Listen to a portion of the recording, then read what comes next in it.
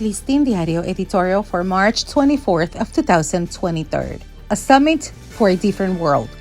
After a devastating pandemic which disrupted economies and health systems for 2 years, the countries that make up the Ibero-American Summit now face another agenda fraught with serious challenges.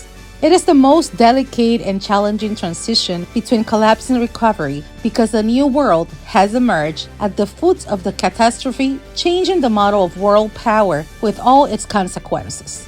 In fact, with the outbreak of the war between Russia and Ukraine, there has been a new alignment between the very nations that make up the Ibero-American Summit with different approaches and responses to the challenge of inflation, the sustainability of democracy, and regional security.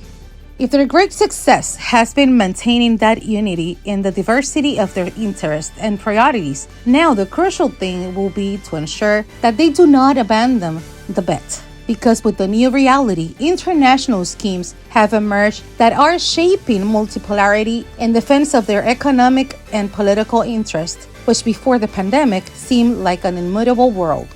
International trade, the exchange of technologies, cooperation in terms of security in bilateral or multilateral projects will undoubtedly move to the beat of the dictates of that order that no longer revolves on two axes.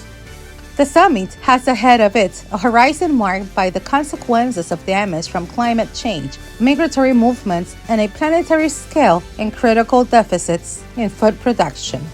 Its great challenge is to assume a joint commitment so as not to abandon the common objective that for more than 2 decades consolidated and brought to fruition a solid alliance between Ibero-American nations, united by the umbilical cord of their culture and history.